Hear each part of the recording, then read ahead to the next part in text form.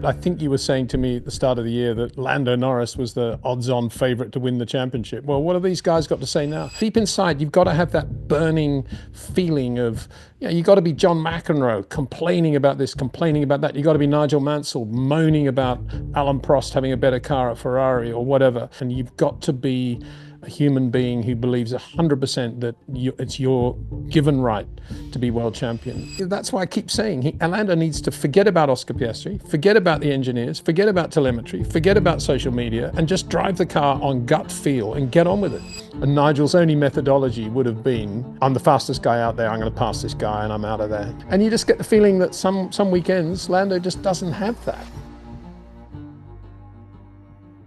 Hello and welcome to another episode of the F1 Hour with my friend and yours, the goatiest of all F1 minds to have ever goated, the legend, the man, the myth, the one that they call Peter D. Windsor. How are you doing, good sir?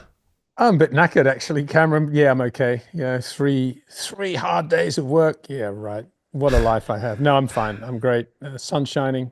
Just taking Dexter for a walk and a bit of golf this afternoon. So what more could you ask for? What more could you ask for indeed, sir? Well, a bit of F1 chat potentially. Let me ask you, as is customary, Mr. Windsor, the biggest story to come out of the Bahrain Grand Prix was what? Well, it's now 2-1 Oscar Piastri versus Lando Norris in terms of wins, isn't it? And that's a huge thing for the young Englishman that's everybody's been touting as the next world champion. As you know, I don't understand betting. I have no respect for any of these so-called pundits that put up the odds. But I think you were saying to me at the start of the year that Lando Norris was the odds-on favourite to win the championship. Well, what have these guys got to say now? As a matter of interest, do they all come out on Sunday night and apologise to everybody for being wrong and not having any idea about Formula One? Does that happen or not? It's a rhetorical question anyway. Yeah, I mean, as predicted, Lando's biggest problem always was going to be Oscar Piastri, and I never changed my tune on that, and I stand by it today. You know, Lando, I mean, the thing about Lando, I was thinking about him out this morning when we were going for a walk, was that he does have weekends when he's just perfect from beginning to end, isn't he? And he gets it absolutely right. And there's no way Oscar can live with him unless Oscar does something really special. And then he has these other weekends. And, you know, I remember when he was driving for Carlin in, was it F2 or GP2? I can't remember what it was back then. But I remember he wasn't going that well. And there was a moment, I think it was in Barcelona, and he just drove into the wrong garage during a pit stop. And I remember talking to the Carlin guys. I said, yeah, you know, I don't know what's going on with Lando. It's kind of weird. You know, he's kind of going through some sort of brainstorm. And I wonder whether that's a sort of Lando trademark now. He has these weekends. I mean, I'm always the last in the world always to talk about form. I think it's just a cop-out really to say, oh, he's on good form or bad form. It's usually some technical issue, whether you're a cricketer, footballer, computer scientist, whatever it is, there's always an issue that perhaps make you look as if you're having an off-form day, and you need to work out what that is in a scientific, logical way. And I suspect it's the same with Lando, but a lot of people probably will just write it off. Oh, he was off form in Bahrain. You know, well, what does that mean? You know, does that mean he was braking too harshly into one in qualifying with that extra toe and the extra speed that he had? And as a result of that, he then didn't really feel confident for the remaining two sectors because he didn't want to blow the lap completely. And does it mean qualifying sixth, the most he was ever going to do was finish third? And then there's the other psychological side of Lando, which is the engineer saying, you know, trying to G him up and saying, you know, Russell doesn't think he can go the distance on the softs. You're in good shape. You're on the best tires for the restart, blah, blah, blah. And Lando's rejoinder is, oh, no, those soft tires are great. You know, they're mega tires. Wish I was on those sort of thing, which is almost talking himself out of it. You know, I can't imagine in a million years, Nigel Mansell in that situation ever thinking the guy in front had got any advantage over him whatsoever. And Nigel's only methodology would have been, I'm the fastest guy out there. I'm going to pass this guy, and I'm out of there. You know, I'm going to be on the podium, stroke win this race. He would never think any other way. And it wasn't just thinking that way. It was believing that. It was believing that from the heart, you know, and right inside him. And you just get the feeling that some weekends Lando just doesn't have that. Maybe, as I said a couple of conversations ago, maybe he's too intelligent. I don't know. But, you know, certainly George Russell, I thought, was absolutely brilliant yesterday. That's the best race I think George has ever driven. And And I just, I was just blown away actually. How good he was, and to beat Lando in that car on those tires, just sensational. And I think that also embarrassed Ferrari, didn't it? I mean, why were Ferrari not trying to do something like George? And they weren't that far away. And I don't know. We're talking about the most important thing. We'll get on to Ferrari in a minute, no doubt. But I think, obviously Oscar's domination of Lando from qualifying onwards was just sublime, brilliant. And I put, my thumbnail was, is this the next world champion? I mean, I've seen many world championships evolve over seasons, and this to me smells like an Oscar Piastri world championship now. Mr. Windsor, let me double click on something you said there. You said that Lando seems like more often than not, he's talking himself out of it. I've listened to a couple of different podcasts and they talk about the psychology of sport. And I'm not a sports psychologist, neither are you, Peter, but I would imagine that level, the extent to which Lando is self-deprecating, post-race saying things like, I feel like I've forgotten how to drive an F1 car. I'd imagine that there is downside ramifications as far as performance and lap time. Can Lando continue in this same vein as far as this self-deprecating nature and being such a Debbie Downer in front of the world's press and media, and think that he has a reasonable hope of winning a world championship in 25? Well, no, not if he continues that way. No chance whatsoever, because Oscar Piastri is the flip side of that. He's laid back, very calm, doesn't overthink it, doesn't overcomplicate it, just loves driving racing cars. He's always on the edge, always on the limit, and nothing phases him. This is the guy he's got to beat. That's as I keep saying. This is the biggest problem Lando's got. I mean, you say I'm not a sports psychologist. I'm very glad I'm not, because I don't actually believe in sports psychologists at all. I think it's all mumbo jumbo, and it's much more simple than athletes or racing drivers try to make out. And I gave you my game plan for Lando Norris last winter, and it was: forget all social media for a start, forget having a profile, forget being the smooth professional Formula One driver. You're rough, tough Lando Norris. You don't speak to anybody, and you hate Oscar Piastri. I mean, that is obviously going to an exaggeration, but deep inside, you've got to have that burning feeling of, you've got to be John McEnroe complaining about this, complaining about that. You've got to be Nigel Mansell moaning about Alan Prost having a better car at Ferrari or whatever. You've got to be like that, because you've got to be fighting your own battle, and you've got to be a human being who believes 100% that it's your given right to be world champion. You've got to be tough. And I think social media and the whole business of being a Grand Prix star is, it's a bad era for Lando to be racing in. He would have been much more comfortable racing in the 70s or 80s, probably, because all this stuff is confusing him, I think. And I've said that from day one. Get rid of the social media. I'm completely astonished, to be honest, that Zach hasn't made him do that, because Zach's a racer. He's just as happy to be at Snetterton watching his endurance team testing on a Thursday afternoon in the rain as he is to be in the sun in Bahrain.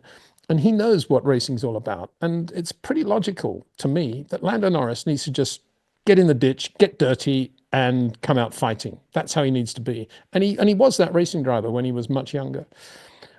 Now he's too polished. He's too polished, and that's the problem with Lando. And the minute there's an issue, it becomes a confused mess of the polished Lando versus the Lando who's just made a mistake, and how to react to it all and what to do. You don't admit, you don't concede to your engineer that you think the guy in front's on better tires when he's on softs. What was that all about? Lando had the prime tyre strategy for the Grand Prix. If you look at Pirelli's, proposed best race tyres for the race, it was exactly what Lando had: soft, medium, medium. No argument about that. We can get on to what Ferrari did in a minute.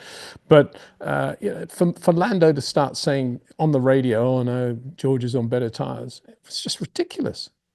I've never heard anything like that, actually. That was bizarre. I wish he'd got back to his engineer when he was telling him in Hungary not to win, to give the win to Oscar. I wish he'd said, "What are you talking about? Sorry, can't hear the radio. Turn it off." I wish he'd done that. And if he'd done that, he'd be a better racing driver today. He'd be tougher, harder, meaner, leaner, and I dare say Oscar wouldn't be quite as able to tread all over him as he is. And that's I always said it was the biggest mistake Lando could make was to give that win to Oscar in Hungary last year. bit like David Coulthard giving the win to Mika Hakkinen in Melbourne '99. Ever since up from that race onwards, Mika always had him.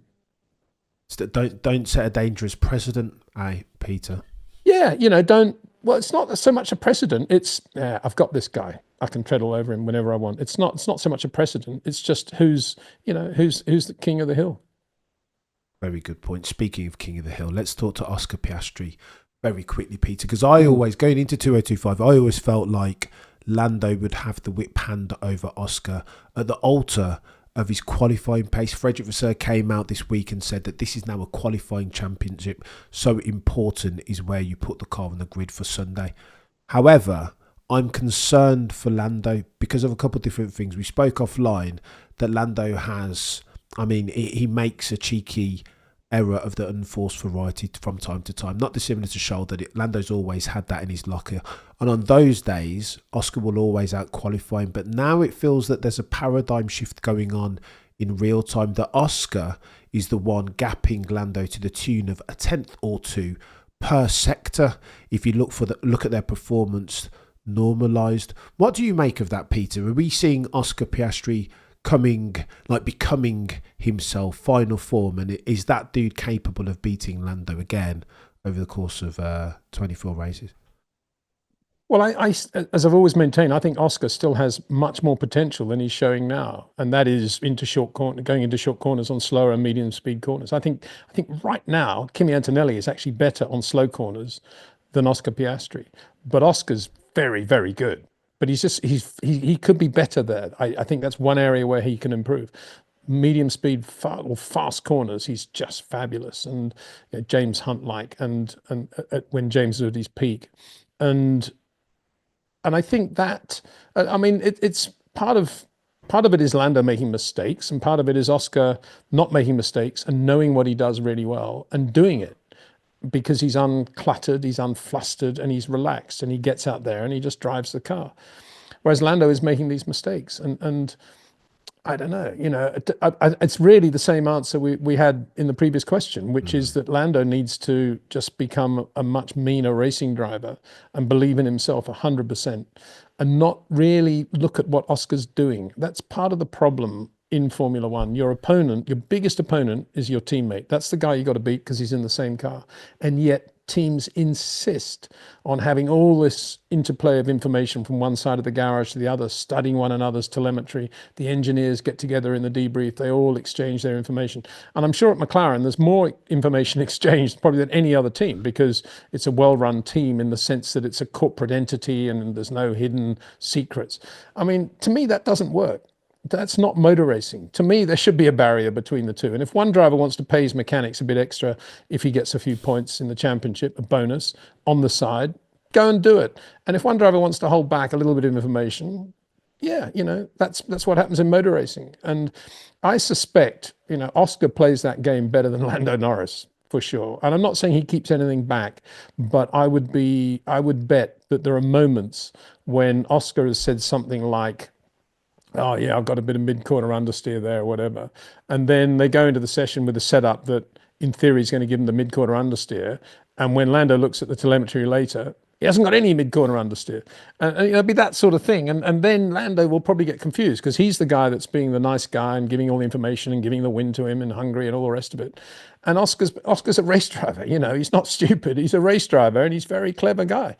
So that's why I keep saying Lando needs to forget about Oscar Piastri, forget about the engineers, forget about telemetry, forget about social media, and just drive the car on gut feel and get on with it. That's what needs to happen. But it won't. Of course it won't. McLaren will never let that happen in a million years because they've got too many people employed to make sure that doesn't happen in all their committees everywhere. Very well said, Peter. Just quickly on the paradigm shift that we're seeing happen in real time. Statistically, Lando out-qualified Oscar 20-3, including sprint races last year. Already now, I think Oscar's leading Lando in quali 3-2. A paradigm shift in terms of performance, if ever you've seen one, right? Yeah. And I think it's because we had a whole winter of Lando Norris being the next world champion. I think that's what happened. And he's come out expecting it to continue as it did without thinking, probably because people around him aren't saying it, your biggest issue is going to be Oscar. You need to think about how you're going to beat Oscar next year. He's probably thinking, oh, yeah, I got him in qualifying. 25, it's my year. I think he said that, didn't he? 25 is my year or something like that. At the end of And Abu Dhabi, that's a big thing to say with Oscar Piastri in the other car. If Clay Regazzoni was in the other car, or Sergio Perez or Valtteri Bottas, 100%. But, Oscar Piastri in the other car, and you're saying, oh, it's going to be my year. Talk about red rag to a bull. Because Oscar would have seen that for sure. If not, Mark Webber would have seen that. So, that was not a good thing to say. And again, it's a good example of why he shouldn't be doing interviews, shouldn't be doing social media, shouldn't be doing any of that rubbish, and just becoming a hard, fast racing driver. And what we're seeing, I think, is a backlash to the way the winter went for Lando Norris, potential world champion. You should never think that way. Over the winter, it should have been digging deep, back to fundamentals. These are all things that are going to go wrong. These are the things I haven't done very well. I'm going to work on them absolutely flat out. I don't want any commitments, nothing. Flat out, this, I'm going to work on that. Throttle here, brake there, steering, whatever. And I don't know. Maybe that didn't happen. Maybe he did too many social media things. Maybe he's believing the social media because inevitably it permeates the psyche, doesn't it? And that's a problem. It's a problem when you got a guy like Oscar. He's very low profile, relatively low for a racing driver. Don't you think though, Mr. Windsor, if I argue devil's advocate for a second, that if you're trying to quell the expectation pressure doom loop that is competing for a championship in 2025, and you are Lando and very sensitive and you want to be liked, surely you kind of need some extracurricular activities to almost pour water on those pressure flames and have you be able to focus on the Grand Prix on race weekend? Does he need to go to the Met Gala like Lewis does to make sure he kind of closes the book on the pressure that is F1 every single race weekend? But could that not help Lando? Well, no, of course. I'm not saying he should be thinking eat, sleep, drink Formula One and work on it 1,000% throughout the winter. I'm not saying that at all. But I'm saying his extracurricular activities, as you call them, should be karting in the rain at Rye House or, rallying in secret up in the Welsh forests or something that's healthy for a racing driver to do. It shouldn't be anything to do with social media or polish or image or branding or any of that stuff, especially if your number one threat is your teammate. And you've got to think about how within that team, you've got to be the fastest guy. You've got to be quicker than him in every qualifying session, and you've got to outrace him in every Grand Prix. That is your task. And that's presumably what he didn't set himself over the winter. Because why else? Why would he have said, this is my year? You wouldn't say that if you were thinking, because you would think Oscar Piastri ain't slow, And I'm not, and I'm clearly, Lando Norris, I'm not Max Verstappen. I'm bright enough to know that, but I'm going to be as good as Max. I'm going to work as hard as I can to be as good as Max. But my threat is Oscar Piastri. It's an unusual situation. That's why I keep going on about it, because when you got two teammates, both capable of winning Grand Prix and therefore world championships in a championship winning car, it can never ever be a happy, friendly ship. Never. It will never be that way. So you have to build up a resilience to the other side of the garage. You've got to start protecting your own assets. And in his own way, Nelson Piquet did that very well with Nigel Mansell. He went the Honda route, persuading Honda that he was the driver that they should be giving the best engines to, and then he should take the engines away from Williams and take them to Lotus, or when Keke Rosberg was at Williams alongside Nigel, it was of course the Williams team are going to favour the English driver periodically, things like that. You've got to start thinking that way. You might call it a bit childish, I'm sure Lando would, but that's the only way you can fight it. Because if you try to be balanced with a guy you've got to beat in the same car, it'll always end badly. Always, in motor racing, in my experience. Look at Prost Senna, you think they were buddies?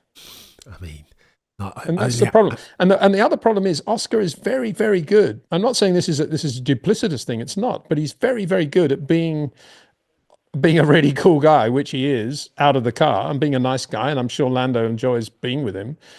And he's very, very good at being an unbelievably fast, good racing driver in the car.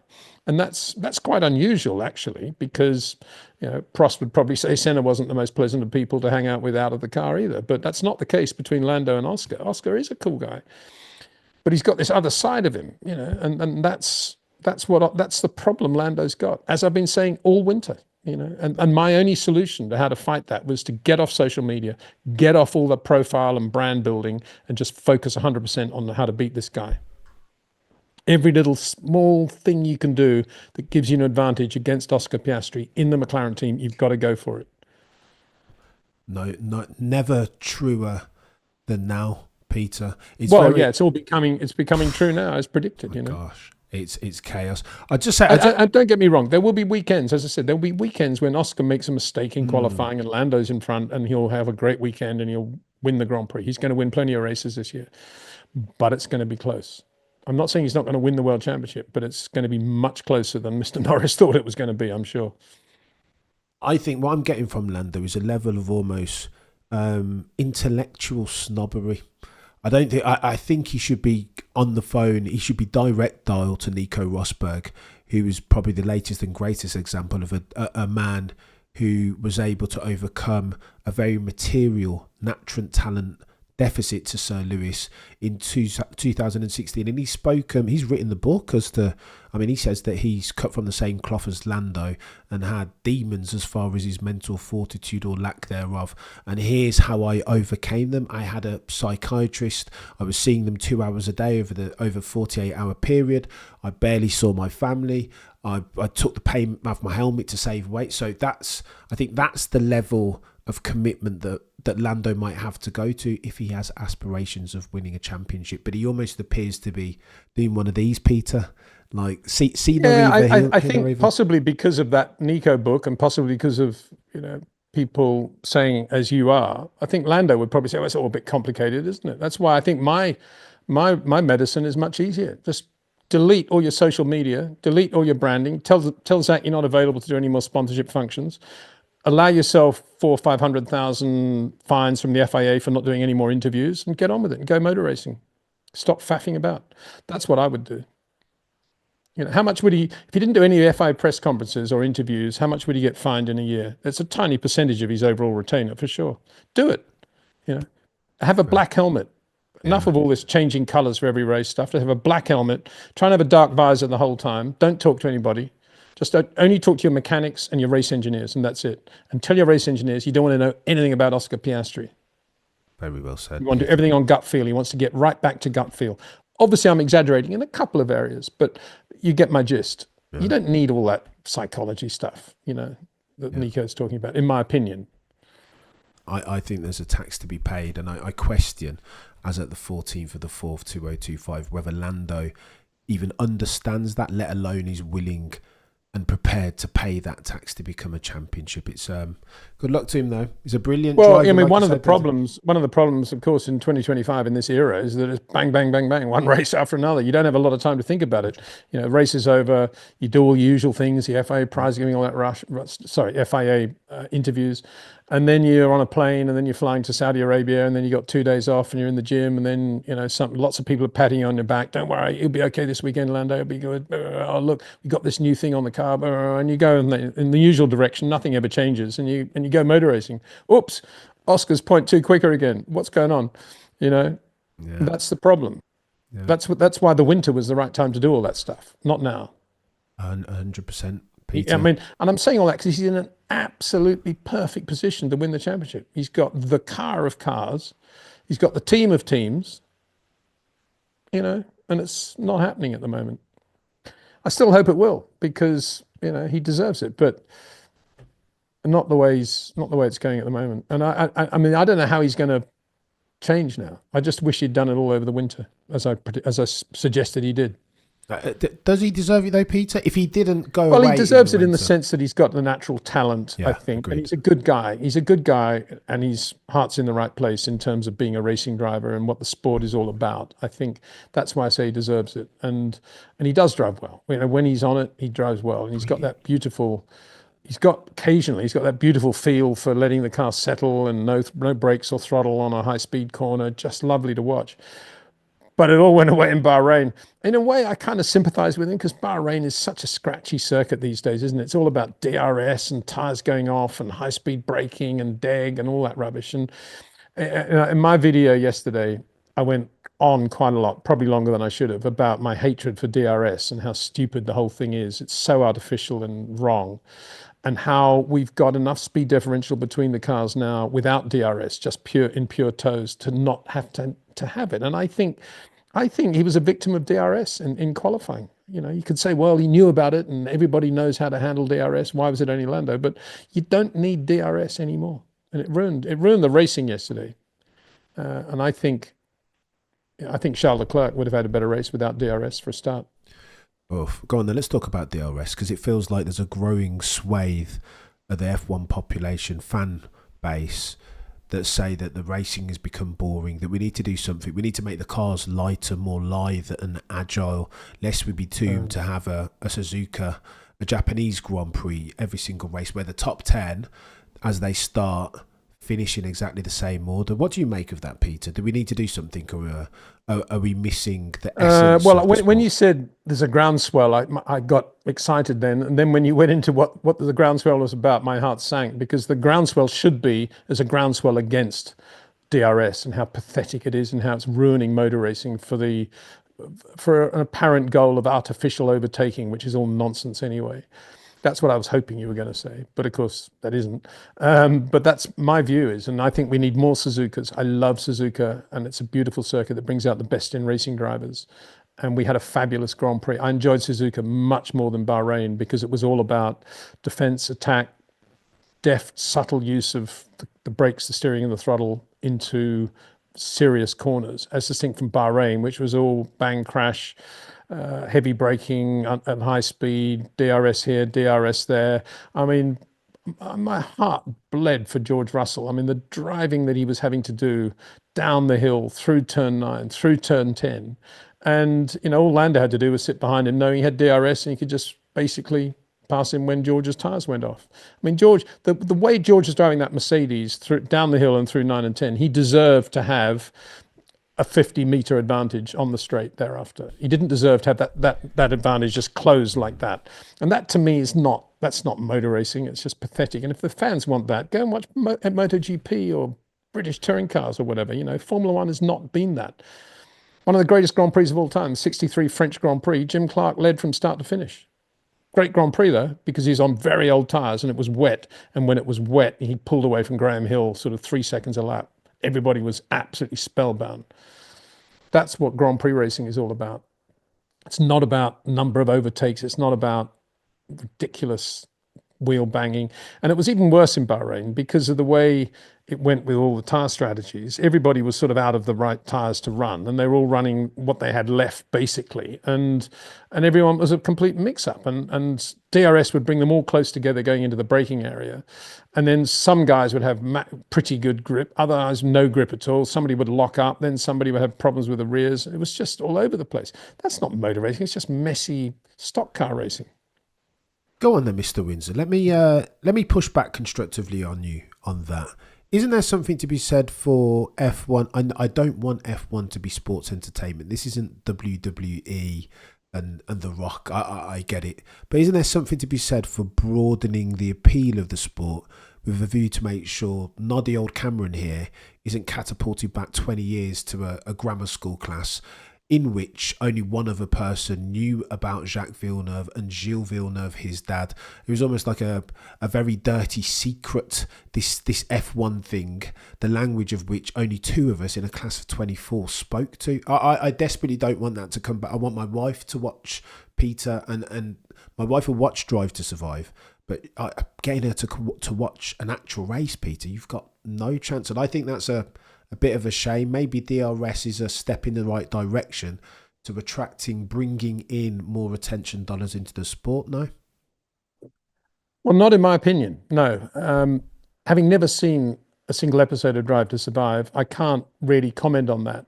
All I can talk about is the impression I get from people who do watch it, which is that it's not actually about how you drive a car through 165 mile an hour right-hander, balancing the throttle, the steering and the brakes, and the feeling you get when you've got that absolutely right. I get the feeling it's about a lot of other peripheral things to Formula One. As I've said for many, many years, and I think Drive to Survive, in that it's not about the cockpits, it's about outside the car, scratches the surface of where we should be in understanding what these guys do. And if, for example, we had had GoPros in the Red Bull office area after the Japanese Grand Prix, when Max, having done the podium and everything, comes in, starts talking to his engineers, starts talking to Christian Horner, and it's all live on television. You're hearing exactly what he's saying and exactly how great it felt to get Spoon absolutely right 3 laps out of the entire Grand Prix distance, and what he was doing there and how he was driving, and then what it was like, how he handled the pressure from the opposition, how often he looked in the mirrors, all the things that we'd love to hear Max talking about. Or another driver in the Oscar Piastri from Bahrain. That is what we need. We need that real behind the scenes understanding of what driving a Grand Prix car is all about. We don't want all the peripheral rubbish that comes from some sort of sitcom that's on Netflix. What we want is real stuff. And then you don't need to resort to puerile artificial overtaking in order to answer the question, how do we get more fans? The fans will come because they are absolutely besotted at seeing a guy like Max Verstappen or Lewis Hamilton or Charles Leclerc talking about, on an ongoing basis, every race, how they actually drive the car and what they're doing and what they think about the other drivers. That is, in terms of technique, that is what we should be getting. And I've been saying that for, I don't know, 10 years at least. And it's never happened, and it probably will never happen because the owners of the sport have not enough control over the teams, and the teams won't want to do that, obviously, because they think it'll be giving away secrets. But as I've always said, if you're a serious director, you know which bits to leave out and which bits not to leave out. And that's, that's part of being a professional. That's not difficult to do at all. And I mean, right now, if you want good television, we should be filming the meeting that's going on at Ferrari to discuss what went wrong in Bahrain yesterday. Brilliant television. Absolutely brilliant television. That's how you get new young viewers to the sport. It's not by, we'll have 5 DRS zones instead of 3. That's not going to do anything. What is DRS? It's just a way of actually neutralizing the talent of very good racing drivers. And that's where the sport has completely gone off the rails. And it all began with surveys which asked the fans, do you want to have more overtaking? As I've always said, they're all going to say, oh yeah, we want more overtaking. Aren't they? Of course they are. But they never say at the expense of what? And that's the problem. And and if we had much more access to the teams, to the mechanics, I've always said, there's a whole world out there, whether it be the mechanics, the guys that raise the sponsorship, the guys that do the logistics, the hospitality. There's so many parts of a Formula One team, and yet it's all kept under wraps. None of that is exposed. And it's to Formula One's loss, because it's all the content is there and we're not bringing it out. It's a great shame. It sounds like then, Peter, we want an all or nothing style documentary, that all or nothing do something very different to Drive to Survive, in that it's not all quick TikTok style editing. It's longer pieces, but again, you'll get in the dressing room or the paddock, you'll get to see the behind the scenes, a Christian Horner shouting at a Max Verstappen, or Max telling Pierre Vacher what's going on with my car in the debrief it won't turn. So maybe, I think it sounds like you're not against documentary style Netflix, but just not necessarily Drive to Survive's unique brand of truth saying. Well, call it Drive to Survive and put it on Netflix, but it needs to be live and it needs to be real and it needs to be proper stuff to do with what Formula One is all about, not about rubbish. That's the point. With no swearing, please. And that's how it should be. But again, I don't know all or nothing. But what I do know is the doc that Amazon Prime did on the Australian cricket team. And I thought that was pretty good. That's the same. That wouldn't be. That's not far away what we should be doing in Formula One, in my opinion. But I've said, it should be GoPros in the road cars when they're driving to the track in the morning and going home at night, and maybe even stuff in hotel lobby, in the coffee shop, whatever. All that stuff should be filmed. All the content's there. And if it's not the drivers, start doing the engineers, start doing the guys back at base, start doing everybody. It's a huge, how many people in a Grand Prix team? We often hear, 1,000 people, whatever. That's what we should be seeing. All that content out there is just being wasted. That's the point. I mean, a football team is what, I don't know, it's just the players really, isn't it? But a Grand Prix team is 1,000 people. Yeah. Massive amount of potential content there. They never use it. Never. There are. And the stuff the teams put out, being media hubs of their own right, is all, vanilla rubbish that doesn't say anything. Or says what they want to say, and that's it, and nothing else. It's not real stuff. Just a tad. Go on then, Mr. Just Windsor. the way Drive to Survive, I imagine, from what I gather, is not real stuff either. No. Otherwise, guys like Max and Charles would like it, probably, if it was real. Not all the time. Telling cheeky porkies. Well, as you say, if you got George Russell winning the Belgian Yeah. Grand Prix last year, then obviously it's not real, true to life.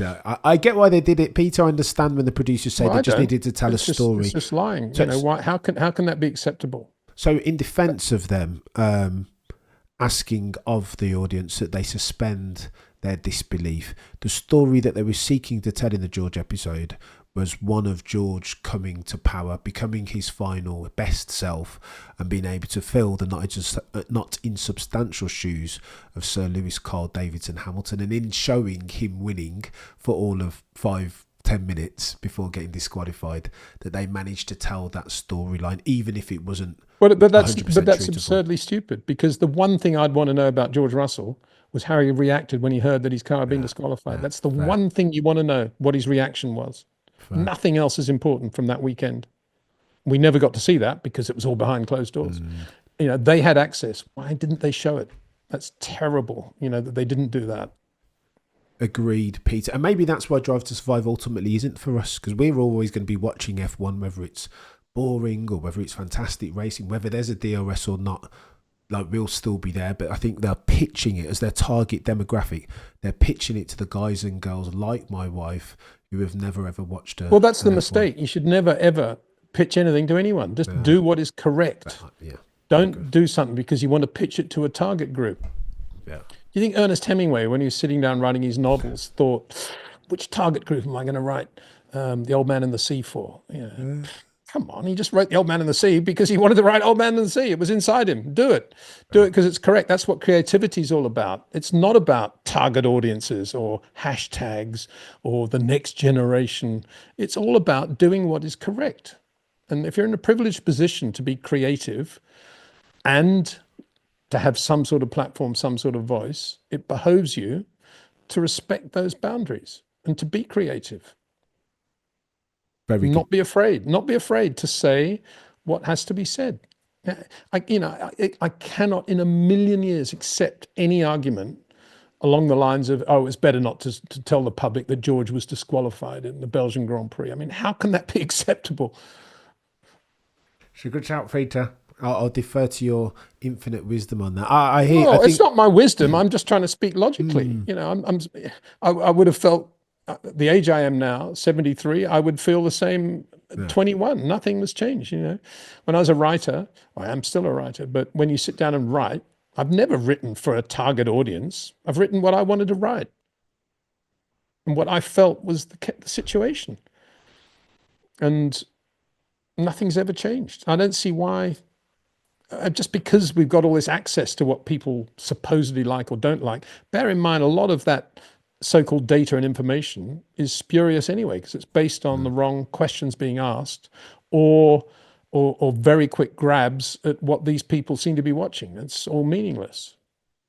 If you explain something correctly, people should understand it. Yeah, no, I don't disagree, Mr. Windsor. Speaking of, though, about saying things that need to be said, Max Verstappen cut a very cold, almost emotionally devoid figure in the post-race scrum and post-race press conferences.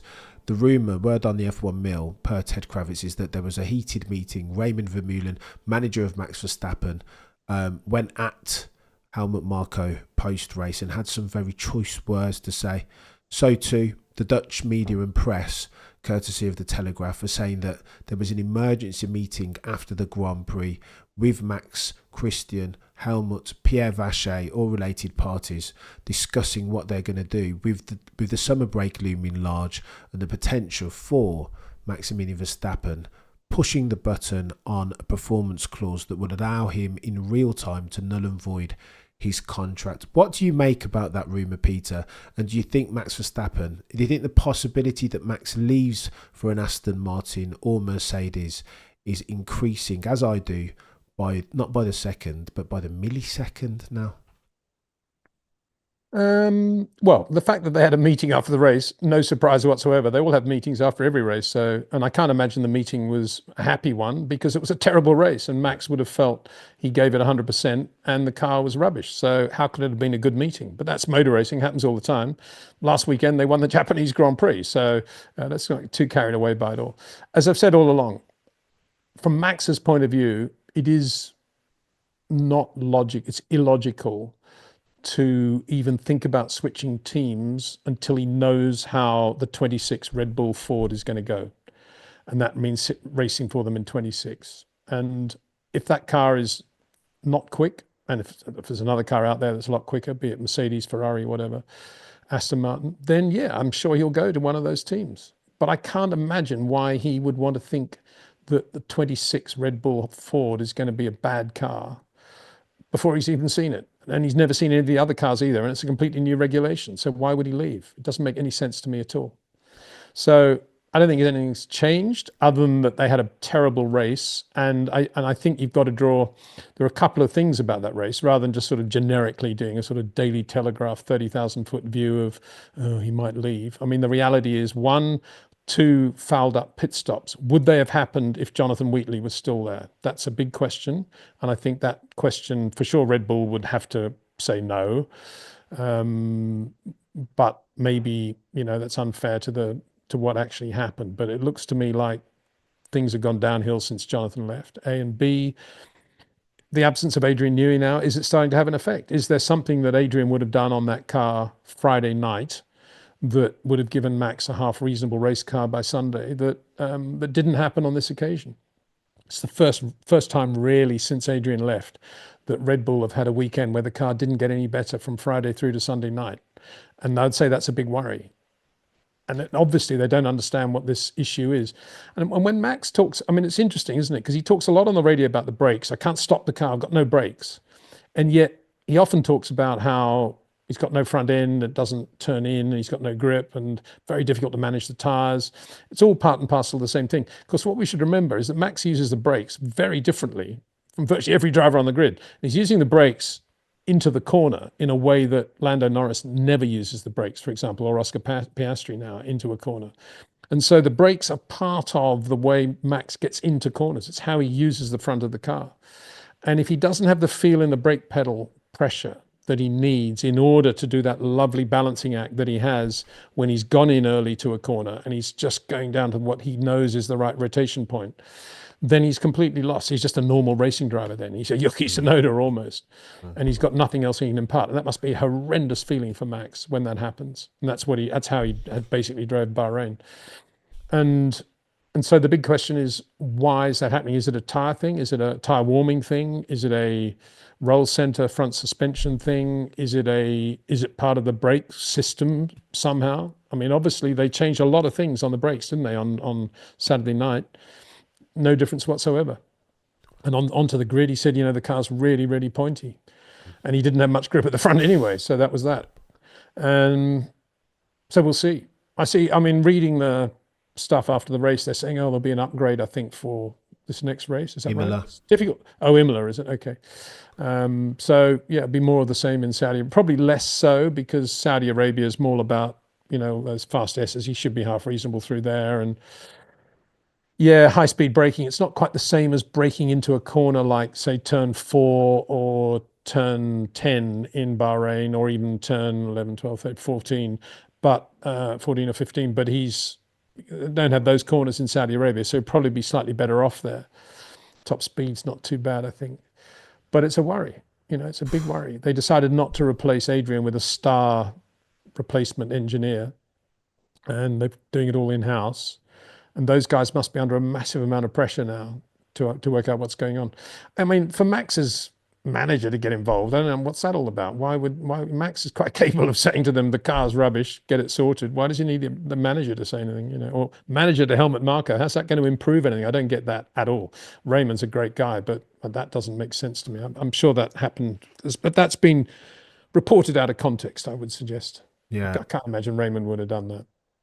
Yeah, fair. I mean, I suppose to your question, Peter, they've got to kind of go to bat for their guy, Max. Again, but you don't need a manager to do that. I mean, Max doesn't need someone to bat for him when he's saying the car's got no grip or balance or brakes, does he? Why does he need? What is the manager going to be able to say to him?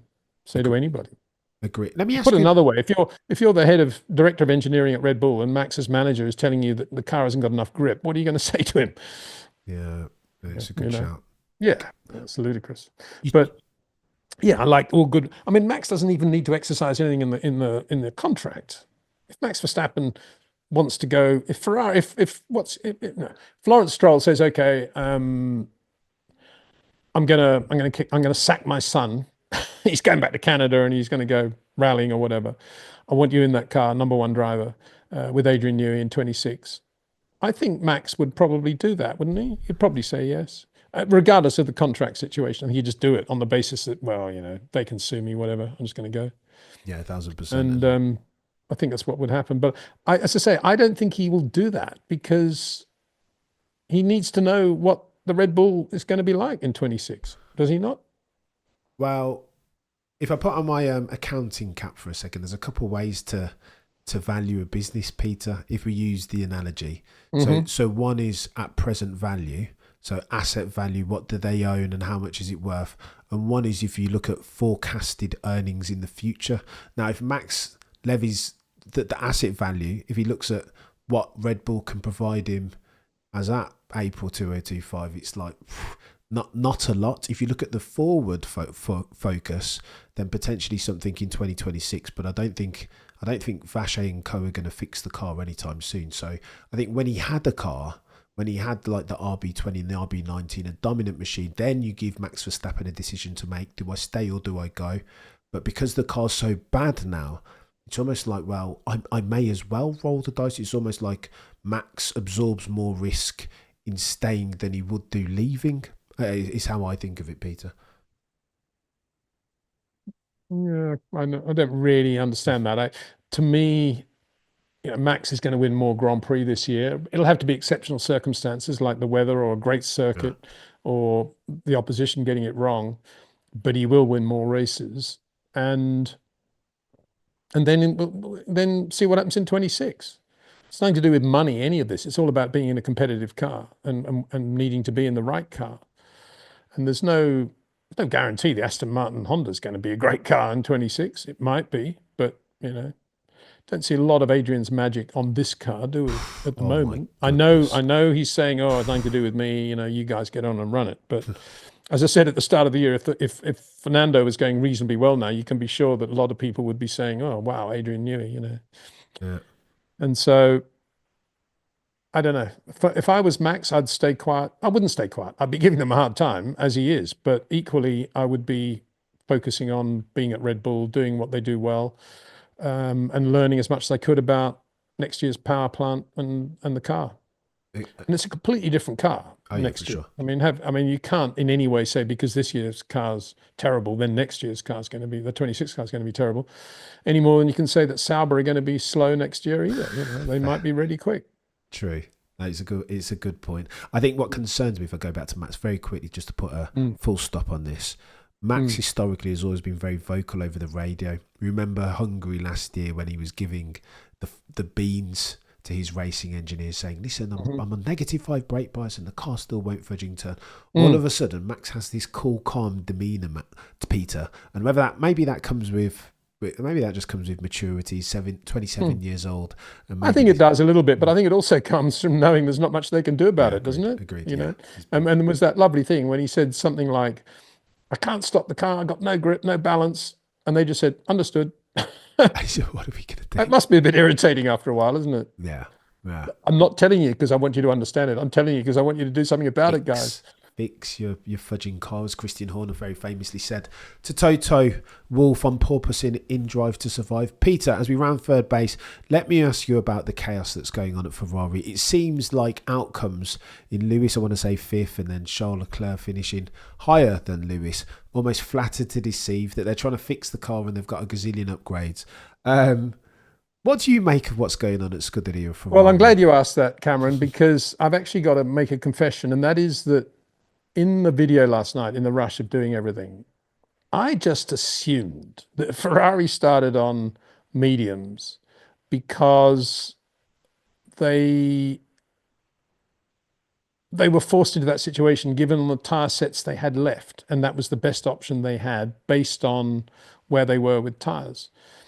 And I took the trouble this morning, I should have done it yesterday, to look at what sets were available going into the race. And unbelievably, only Ferrari had the same number of sets of right tyres as McLaren. They could have run the McLaren strategy absolutely perfectly throughout the race. And yet they started on medium. I can't understand.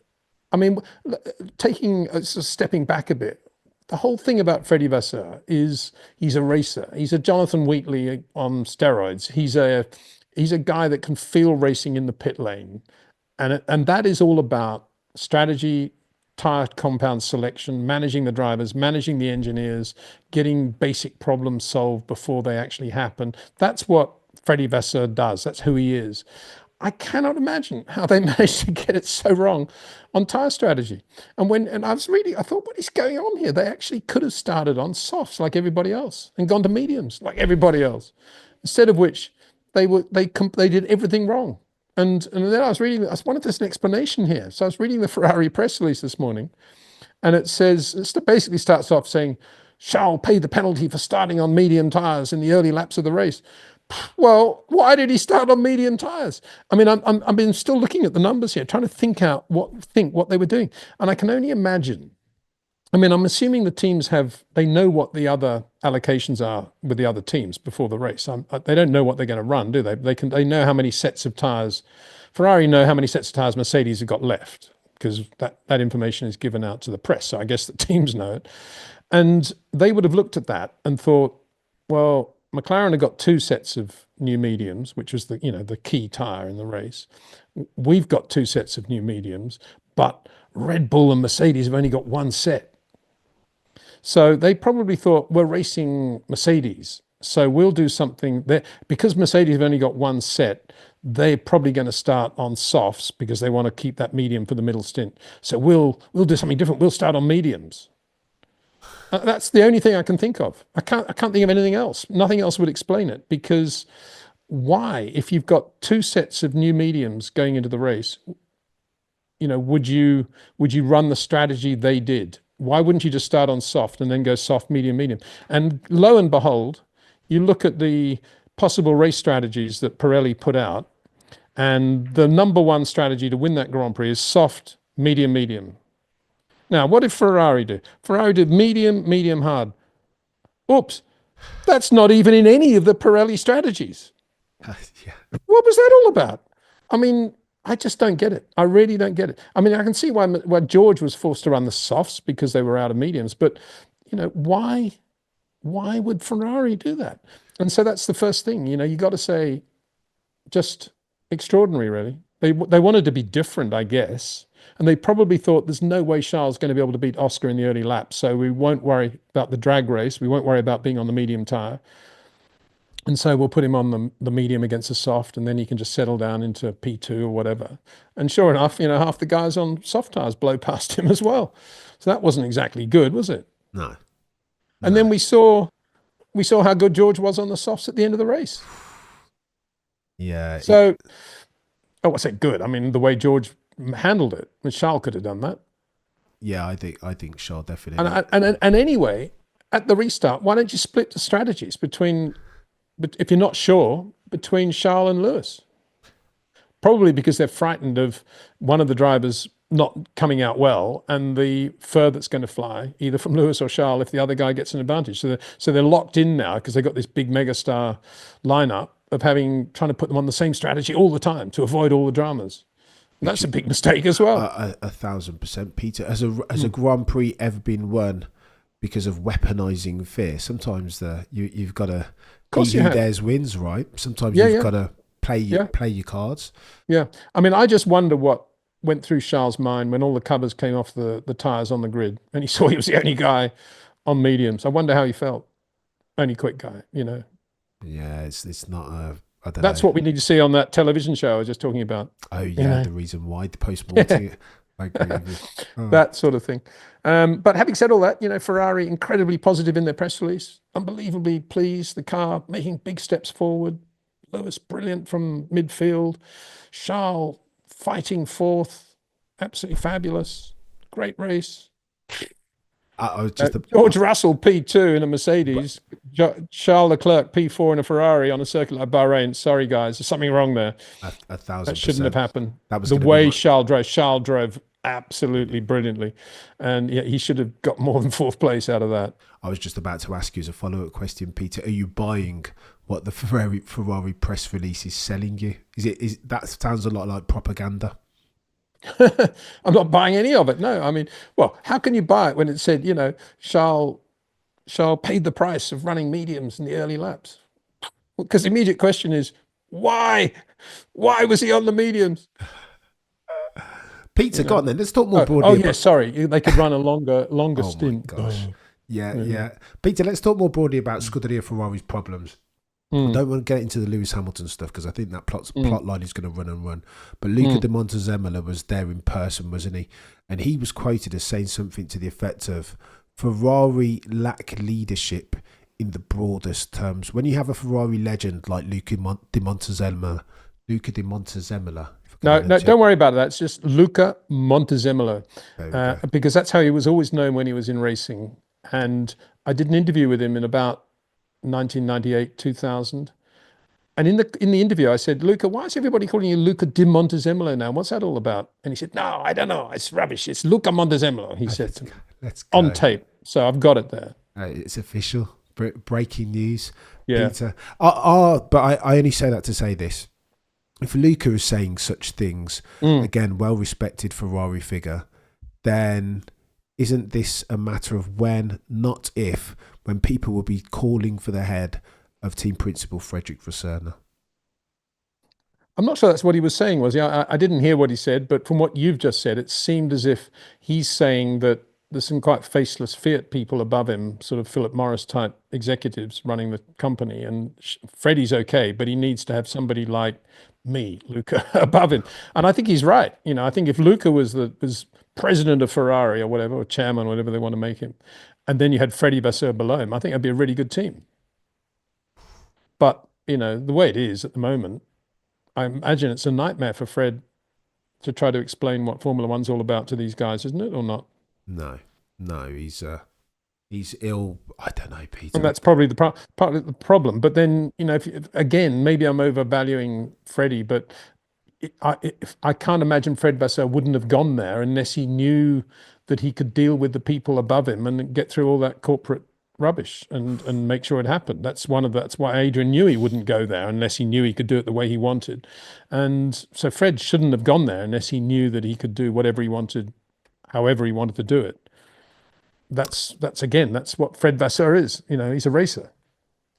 Interesting times at Scuderia. Who would want to be a Scuderia Ferrari driver, Peter, and with a view to try and solve for all of the ills of that team operationally? Well, it's a good point you make there, because there I am banging on about Freddie and the tyre choice. But ultimately, you wonder how Lewis and Charles allowed Ferrari to go down that route of starting on the mediums as well.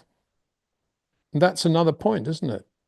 Yeah. And again, I think it's almost second guessing one another, because Ferrari have got these two megastars, and it's very difficult now to let one of them go one way and one the other. And maybe to keep the peace, one wants to start on hard, one soft, one medium. So we'll toss a coin. Oh, okay, both mediums. I don't know what it was, Peter. But it feels and looks like that, Peter. You say well, it does. It's just like, how could they defy all the Pirelli predictions, and indeed what McLaren, everybody else is feeling, which is that the medium tire is really good. We'll start the race on the used softs and we'll just capitalize on the medium. And how could Ferrari not know that or feel that? I mean, did they have a terrible full tank run on the medium or something? I don't think they did. No. I think they're just Ferrari, Peter, ultimately. Full stop, new paragraph. And sometimes they have plan A to Z, all of which are bad plans in the broader context of the race, which is... Yeah, it's again, Saudi Arabia is a different circuit again. It's DRS on steroids again, isn't it? So they'll be all right there probably, and we'll all be talking about something else, and everything will be happy again. Go on then, Mr. Windsor, as we round third base, you talk about Saudi Arabia. To save a dying puppy, you've got to put all your money on one driver to win that race. Who have you got? Oh, don't ask me questions like this, Cameron, because for me, I don't know, it's such a stupid circuit that, well, am I allowed to say that? Yeah, I think I am. It's just a sort of, it's just a TV overtake circuit, isn't it? Yeah. I don't know, George Russell probably. Oof. Blimey, that's not a bad pick. He feels like he's doing the old Alan Prost thing at the moment, just quietly going about his business in a very stealthy... Well, not that quiet. I mean, he's driving a lot more aggressively than Alan Prost ever drove, I'll tell you that. Maybe in terms of the radar of public persona, but in terms of the way he's going through